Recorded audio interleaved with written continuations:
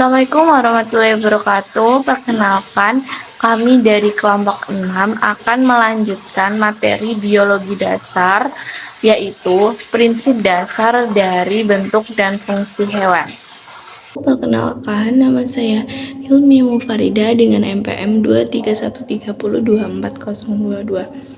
Baik, di sini saya akan menjelaskan tentang lingkar kendali umpan balik mempertahankan lingkungan internal pada banyak hewan pada konsep 40.2. Jadi lingkar kendali umpan balik mengandung maksud, yaitu mekanisme yang digunakan oleh banyak hewan untuk mempertahankan lingkungan internal mereka. Jadi itu dalam mempertahankan lingkungan internal pada hewan itu merupakan tantangan besar bagi hewan, karena hewan akan menghadapi fluktuasi lingkungan, yaitu fluktuasi lingkungan seperti perubahan suhu, cuaca. Nah, dalam mempertahankan lingkungan internal pada hewan itu menggunakan regulasi dan konformasi. Nah, regulasi sendiri berarti mengatur atau pengendalian. Seekor hewan dikatakan sebagai regulator bagi variabel lingkungan tertentu jika menggunakan mekanisme kontrol internal untuk meregulasi atau melakukan pengendalian perubahan internal saat menghadapi fluktuasi lingkungan. Contohnya, linsang itu meregulasi suhu tubuhnya agar tetap stabil di sepanjang kisaran suhu lingkungannya yang berubah. Nah, linsang itu tetap mempertahankan suhunya di antara 39 derajat Celcius, di mana saat suhu eksternalnya, suhu lingkungan menunjukkan kenaikan suhu. Artinya linsang itu melakukan pengendalian pada suhu internalnya. Kemudian pada ikan bas, ikan bas itu melakukan konformasi. Jika hewan membiarkan kondisi internalnya untuk berkonformasi dengan perubahan-perubahan eksternal di dalam variabel, maka hewan tersebut disebut konformer. Dimana pada grafik di atas, ikan bas itu tuh menyesuaikan suhu tubuhnya dengan suhu lingkungannya. Jadi ketika suhu lingkungannya naik, maka suhu tubuhnya itu juga akan naik. Baik, sekarang saya akan menjelaskan tentang homeostasis. Pengertian dari homeostasis sendiri adalah kondisi tetap pada lingkungan internal hewan.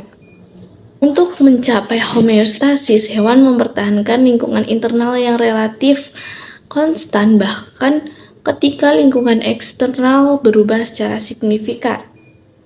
Nah, mekanisme homeostasis itu dijelaskan pada peraga 40.8 seperti gambar di samping.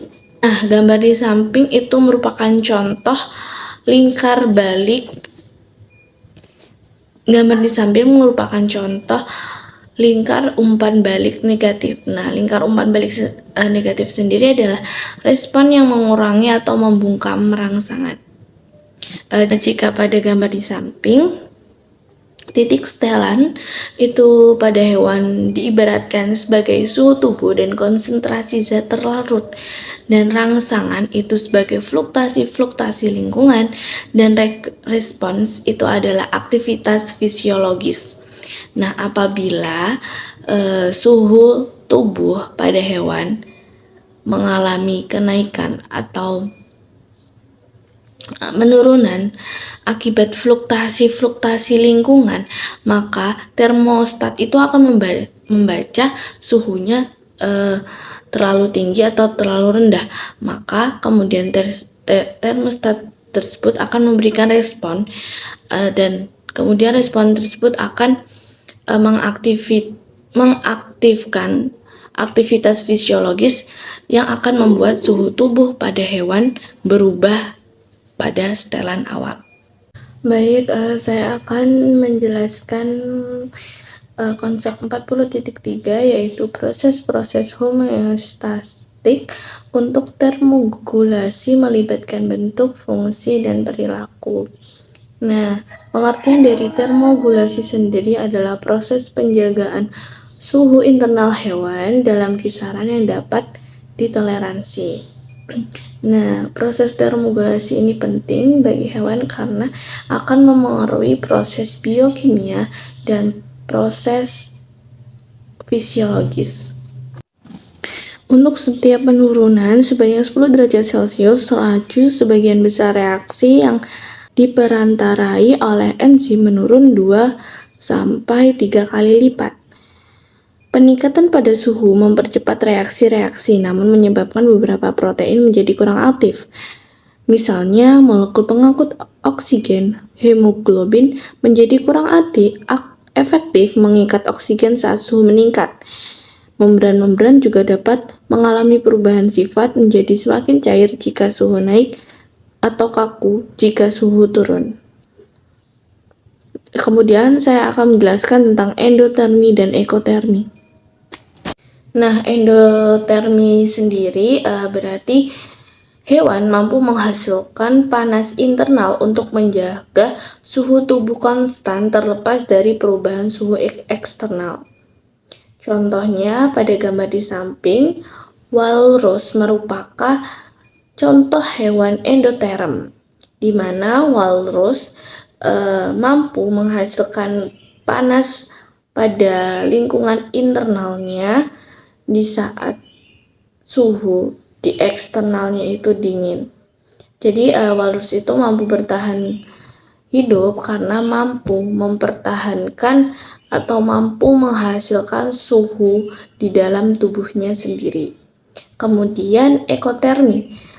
Jadi ekotermi itu berarti hewan mampu mengatur suhu pada sumber eksternal seperti sinar matahari, contohnya pada kadal. Kadal mendapatkan atau dapat mengatur suhunya melalui cahaya matahari.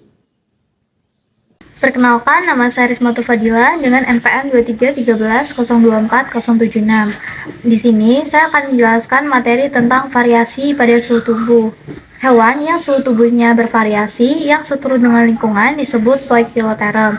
Contohnya ikan bas mulut besar.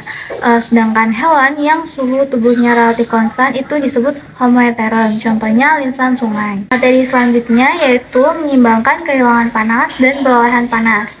Termoregulasi bergantung pada kemampuan hewan untuk mengontrol panas dengan lingkungannya. Nah, organisme biasanya melakukan pertukaran panas melalui 4 tahapan, yaitu konduksi, konveksi, radiasi, dan evaporasi. Yang pertama yaitu konduksi. Konduksi adalah transfer langsung dari gerakan termal atau panas antara molekul-molekul objek yang bersentuhan langsung satu sama lain. Contohnya pada kadal yang duduk di atas batu panas. Yang kedua yaitu konveksi. Konveksi adalah transfer panas melalui pergerakan udara atau cairan melalui suatu permukaan. Contohnya seperti saat hembusan angin berkontribusi terhadap kehilangan panas dari kulit kadal yang kering atau darah yang menggerakkan panas dari pusat tubuh ke ekstremitas. Yang ketiga yaitu radiasi. Radiasi adalah emisi gelombang elektromagnetik oleh semua objek yang lebih hangat daripada nol absolut. Radiasi dapat mentransfer panas antara objek-objek yang tidak bersentuhan langsung. Misalnya, saat kadal mengaborsi panas yang beradiasi dari matahari. Yang keempat yaitu evaporasi. Evaporasi adalah penyingkiran panas dari permukaan cairan yang kehilangan sebagian molekulnya sebagai gas. Evaporasi air dari permukaan tubuh kadal yang lembab yang terpapar ke lingkungan memiliki efek pendinginan yang kuat. Dari penjelasan tadi dapat disimpulkan bahwa panas selalu ditransfer dari objek yang bersuhu lebih tinggi ke objek yang bersuhu lebih hangat. Selanjutnya yaitu sistem integumen, yaitu lapisan terluar tubuh yang terdiri dari kulit, rambut, dan kuku. Bisa dilihat di peraga 40.11. Di situ ada 3 lapisan, yaitu epidermis, dermis, dan hipodermis. Epidermis adalah lapisan terluar kulit yang tersusun dari sel-sel epitelium mati yang terus-menerus terlepas dan jatuh. Sel-sel baru kemudian mendorong ke atas dari lapisan-lapisan yang berada di bawah menggantikan sel-sel epitelia yang mati tadi. Selanjutnya yaitu dermis. Dermis mengandung folikel rambut, kelenjar minyak atau keringat, otot, saraf, dan pembuluh darah. Di bawahnya terletak hipodermis, yaitu lapisan jaringan adiposa yang mencangkup sel-sel penyimpan lemak serta pembuluh darah. Insulasi. Salah satu adaptasi termoregulasi utama pada mamalia dan burung adalah insulasi, yang mengurangi aliran panas antara hewan dengan lingkungan. Sumber-sumber insulasi mencangkup rambut, bulu, dan lapisan lemak yang dibentuk oleh jaringan adiposa. Kebanyakan hewan mengandalkan insulasi untuk mengurangi seluruh pertukaran panas dan untuk menyesuaikan lapisan-lapisan penginsulasiannya pada burung. Misalnya, bereaksi terhadap suhu dingin dengan menegakkan bulu rambut atau bulunya. Tindakan ini memerangkap lapisan udara yang lebih tebal sehingga meningkatkan daya insulasi lapisan bulu rambut atau bulu. Untuk menolak air yang dapat mengurangi kapasitas penginsulasi bulu atau bulu rambut, beberapa jenis hewan mengekskresikan zat-zat berminyak, misalnya minyak yang dioleskan oleh burung ke bulunya selama membersihkan badan. Manusia yang tidak memiliki bulu atau bulu rambut menggunakan lemak untuk insulasi. Selanjutnya yaitu adaptasi sirkulasi. Pada endoterm, vasodilasi biasanya menghangatkan kulit dan meningkatkan transfer panas tubuh ke lingkungan melalui radiasi, konduksi, dan konveksi. Proses kebalikannya yaitu vasokonstriksi adalah mengurangi aliran darah dan transfer panas melalui pengecilan diameter pembuluh superficial.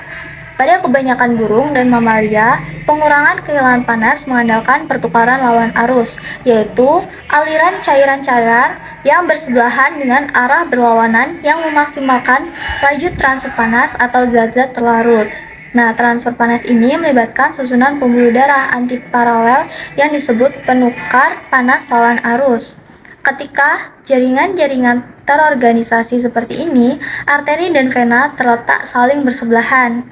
Sewaktu darah panas melewati arteri, darah tersebut mentransfer panas ke darah yang lebih dingin dan berbalik dari ekstremitas-ekstremitas di dalam vena.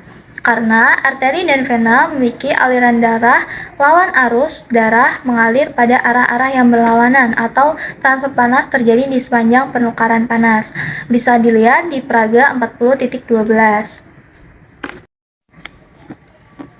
Pada peraga 40.12 dijelaskan, yaitu yang pertama, arteri membawa darah hangat yang menuruni kaki angsa atau sirip lumba-lumba bersentuhan secara dekat dengan vena yang membawa darah dingin ke arah yang berlawanan. Kembali menuju ke batang tubuh. Susunan ini memfasilitasi transfer panas dari arteri ke vena di sepanjang pembuluh darah. Yang kedua yaitu di dekat ujung kaki atau sirip, tempat darah arteri telah mendingin jauh di bawah suhu inti tubuh hewan.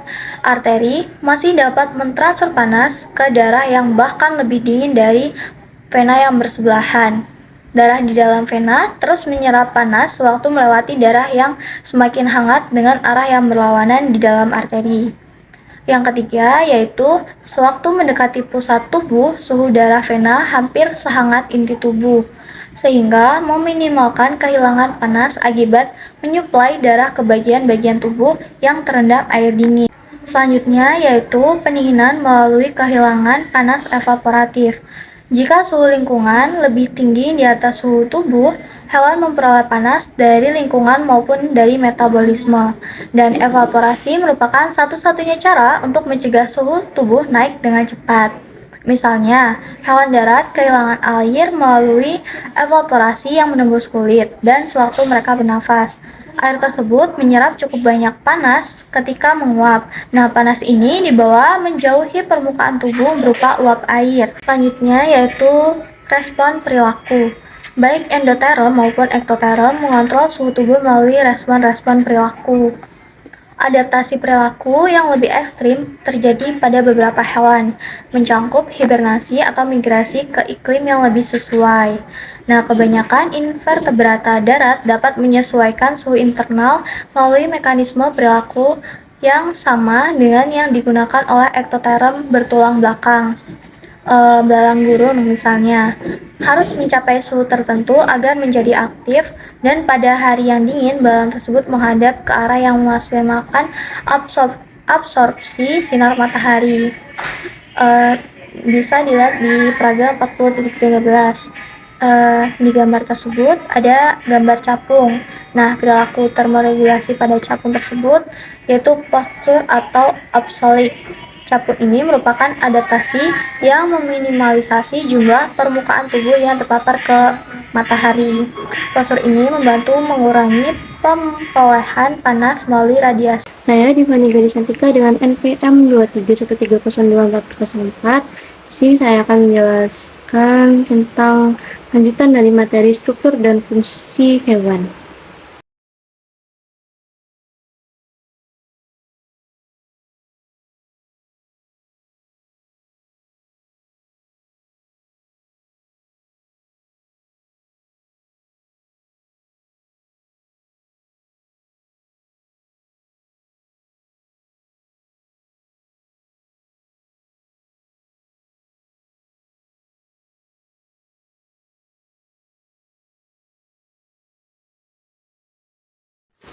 Pada burung dan mamalia, aklimatisasi terhadap perubahan suhu yaitu dengan cara menumbuhkan bulu lebih tebal pada saat musim dingin dan meletakkannya saat musim panas. Hal itu bertujuan untuk menjaga suhu tubuh agar tetap konstan sepanjang tahun.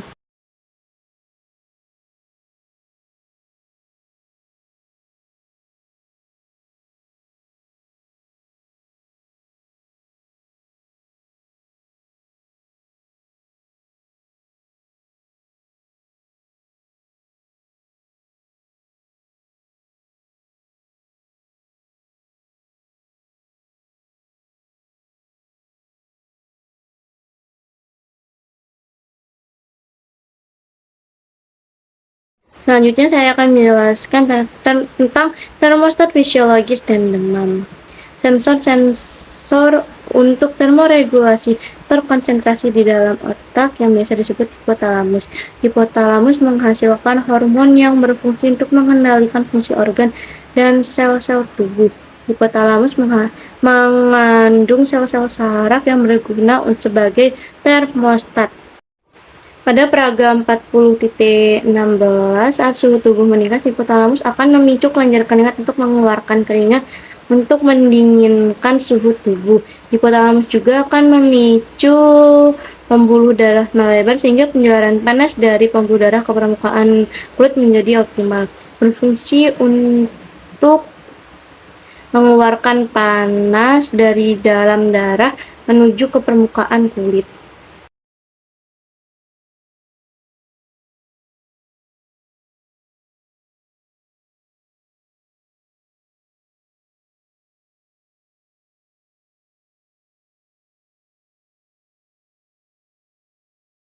Saat terjadi infeksi bakteri atau virus tertentu, mamalia dan burung akan mengalami demam, yaitu menaikkan suhu tubuh. Selanjutnya saya akan membahas tentang konsep 40.4. Kebutuhan energi terkait dengan ukuran, aktivitas, dan lingkungan hewan. Apa sih yang dimaksud dengan bioenergetika? Bioenergetika yaitu bagian dari biokimia yang berhubungan dengan transformasi dan penggunaan energi oleh sel hidup. Tujuannya untuk mengetahui bagaimana organisme yang hidup memperoleh dan mengolah makanan menjadi pekerjaan biologis. Selanjutnya saya akan menjelaskan tentang alokasi dan penggunaan energi. Sebagian besar autotrof, misalnya tumbuhan, menggunakan energi cahaya matahari untuk membentuk molekul-molekul organik dan mengubah molekul-molekul organik tersebut menjadi bahan bakar. Sedangkan heterotrof seperti hewan memperoleh energi kimia dari makanan. Hewan menggunakan energi kimia yang diperoleh dari makanan untuk metabolisme dan aktivitas. Makanan tersebut dicerna melalui hidrolisis enzimatik dan nutrien diserap oleh sel-sel tubuh. Saya Ayutus Lestari dengan NPM 23130240054. Di sini saya akan menjelaskan materi laju metabolik minimum dan termoregulasi. Laju metabolik adalah ukuran jumlah energi yang dikeluarkan oleh suatu organisme selama periode waktu tertentu untuk mempertahankan hidupnya. Nah, laju metabolik basal merupakan jumlah minimum yang dikeluarkan oleh hewan endotermik saat istirahat. Pada ektoterm disebut laju metabolik standar. Hewan harus mempertahankan laju metabolik minimum untuk fungsi dasarnya seperti bernafas, sirkulasi darah, termoregulasi, dan aktivitas syaraf. Nah, laju metabolik itu erat hubungannya dengan ukuran tubuh suatu makhluk hidup. Pada peraga 40.19a terdapat grafik yang menunjukkan hubungan laju metabolik basal terhadap ukuran tubuh untuk berbagai mamalia dari celurut hingga gajah. Dari situ dapat dilihat hubungan antara laju metabolik keseluruhan dan massa tubuh ternyata konstan pada berbagai kisaran ukuran dan bentuk hewan. Hewan yang lebih besar memiliki massa tubuh yang lebih besar sehingga membutuhkan lebih banyak energi kimia. Pada peraga 40.9 yang B menunjukkan bahwa hubungan antara laju metabolik dengan ukuran sangat memengaruhi konsumsi energi oleh sel-sel dan jaringan-jaringan tubuh. Energi yang diperlukan untuk mempertahankan setiap gram berat tubuh berbanding terbalik dengan ukuran tubuh. Yang kedua ada anggaran energi. Cara-cara hewan menggunakan energi kimiawi makanan itu bergantung kepada lingkungan, perilaku, dan termoregulasi. Pada peraga 40.20 itu menunjukkan 4 vertebrata dapat menggunakan energi setiap tahunnya untuk berbagai fungsi. Yang pertama, ada perempuan dengan bobot 60 kg dari iklim sedang, mengeluarkan energi sebanyak 800.000 kilokalori per tahun.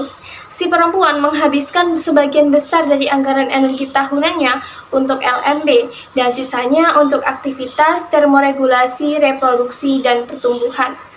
Yang kedua, ada penguin Adelie dengan bobot 4 kg dari Antartika. Penguin menghabiskan sebesar 340.000 kilokalori energi per tahun. Paling besar energinya habis untuk aktivitas karena ia harus berenang untuk menangkap makanannya. Biaya termoregulasinya relatif rendah meskipun hidup di Antartika karena terinsulasi dengan baik dan berukuran cukup besar. Sebanyak 6% digunakan untuk reproduksinya, terutama untuk mengerami telur dan membawakan makanan untuk anaknya. Penguin tidak mengalami pertumbuhan lagi setelah mereka dewasa. Gambar yang ketiga ada deer mouse betina berbobot 0,025 kg dari iklim sedang. Deer mouse menghabiskan sebagian besar energinya untuk regulasi suhu meskipun hidup di iklim sedang. Karena rasio permukaan terhadap volume yang tinggi, deer mouse kehilangan panas secara cepat dan harus membangkitkan panas metabolik secara konstan untuk mempertahankan suhu tubuh. Sama seperti penguin, deer mouse tidak mengalami pertumbuhan lagi setelah mereka dewasa. Nah, gambar yang terakhir ada ular indigo timur betina dengan bobot 4 kg. Ular ektotermik tidak memiliki biaya energi termoregulasi karena sumber panas ektoterm berasal dari lingkungan dan ektoterm biasanya menoleransi fluktuasi suhu internal yang lebih besar. Materi yang ketiga ada torpor dan konservasi energi. Torpor adalah kondisi fisiologi saat aktivitas rendah dan metabolisme berkurang yang ditandai dengan pengeluaran energi yang rendah. Hal ini merupakan adaptasi hewan yang memungkinkan hewan-hewan menghemat energi selama tekanan lingkungan atau kondisi-kondisi yang sulit atau berbahaya seperti suhu dingin atau panas yang ekstrim, kekurangan nutrisi, dan kekurangan air. Dalam keadaan torpor, umumnya hewan tidak makan dan minum selama berhari-hari, berminggu, bahkan tergantung spesies, keadaan tubuh, dan kondisi lingkungan. Mereka akan berdiam diri di suatu tempat, tertidur, atau inaktif. Hewan-hewan ganas apabila dalam keadaan torpor akan tampak lebih tenang dan tidak agresif. Secara umum, torpor dibedakan menjadi dua macam, yaitu hibernasi dan estivasi. Hibernasi adalah kondisi di mana hewan tidak aktif selama musim dingin dengan menurunkan aktivitas metabolismenya untuk menghemat energi.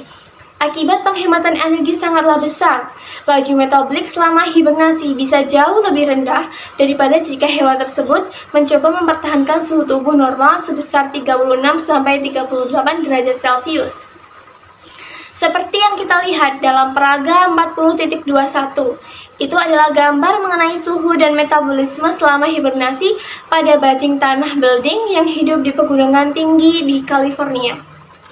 Ini menunjukkan laju metabolik bajing tanah pada metabolisme yang sesungguhnya di suhu 15-20 derajat Celcius, yaitu di bawah 100 kilokalori per hari.